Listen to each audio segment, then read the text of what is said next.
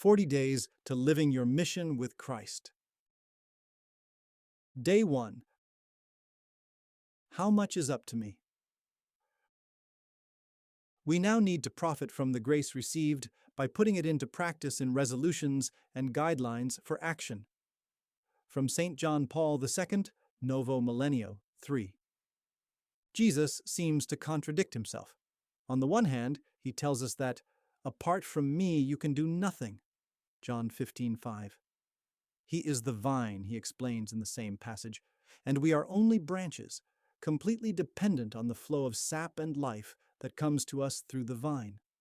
The word used for nothing in the Greek, in fact, is the simple total negative.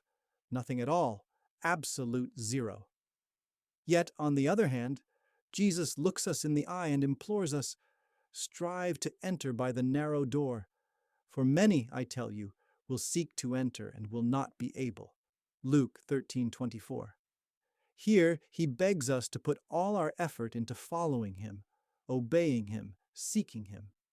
The Greek word for strive connotes struggle, fight, and the kind of intensity that amazes us when we watch, riveted, as Olympic athletes battle for the gold.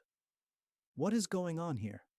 How can we reconcile our Lord's injunction that we are absolutely helpless and dependent in the spiritual life with his command to fight to the death, as it were, in order to achieve spiritual maturity and salvation? St. Paul to the rescue? What a relief it would be if St. Paul were to resolve the dilemma for us. But this time, anyway, he comes up short. He too, it seems, contradicts himself. In defending his apostolic credentials, he points out to the Christians in Corinth that, by the grace of God, I am what I am, and his grace to me has not been ineffective.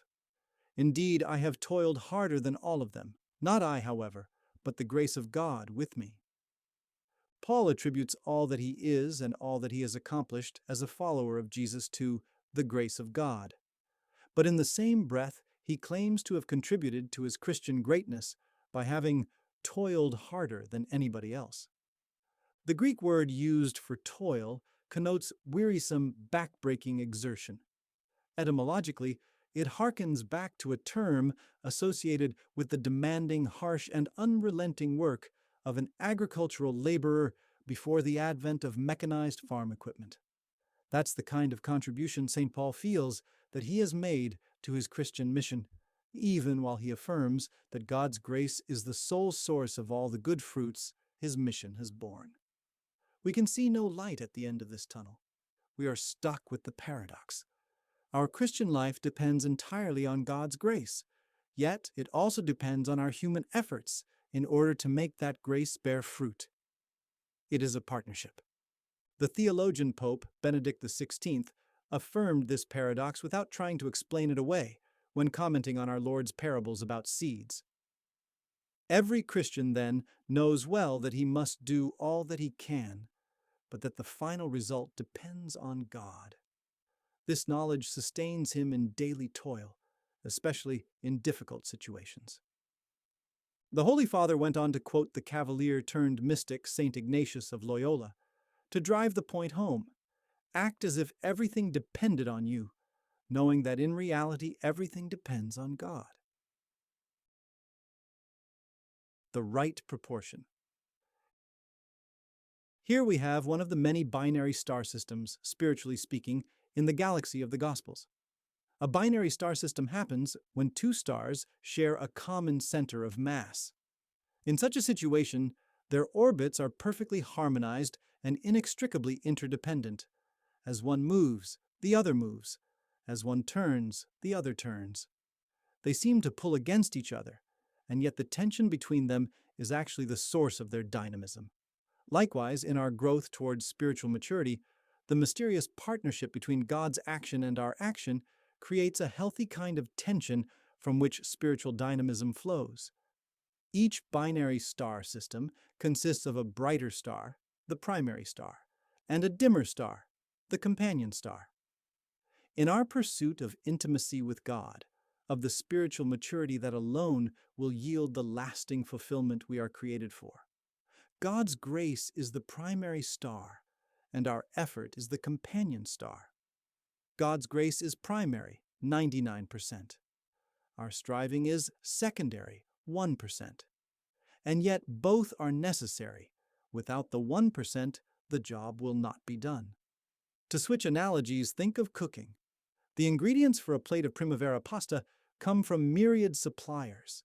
The farmers who grow and harvest the wheat and the vegetables, the olive oil and the tomatoes, not to mention the God-given natural forces that give and sustain the lives of those plants. The transportation companies that bring those products to food processing plants, the food processing plants themselves. More transportation companies to put the goods in the grocery store team that preserves and arranges and sells. By the time those ingredients are lined up on the kitchen counter and ready to be prepped and cooked, hundreds, if not thousands of people have already contributed to the meal. That's like the 99%.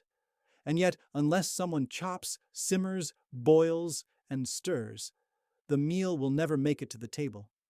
That's like the 1%. True partners.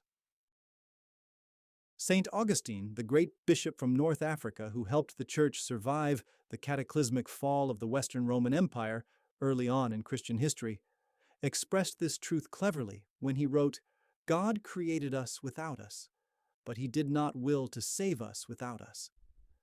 God created us to live in a relationship with him, not to be robots.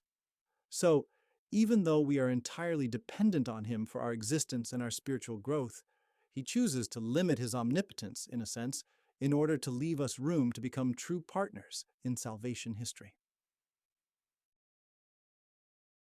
Questions for personal reflection or group discussion. Feel free to pause the audio and reflect on each question. What idea in this reflection struck you most, and why? In what ways have you personally experienced this paradox of Christianity, this binary star system of God's grace and your effort? Explain why God chooses to make the fruitfulness of his grace in your life depend so much on your collaboration. What will you do today to keep yourself in better harmony with God, the primary star of your life? Here are some ideas.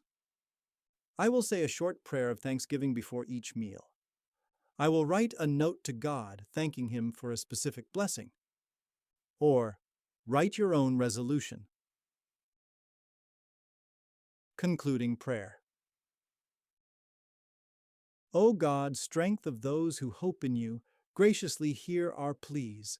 And since without you, mortal frailty can do nothing, grant us always the help of your grace, that in following your commands we may please you by our resolve and our deeds. Roman Missal. Collect for the 11th Sunday in Ordinary Time,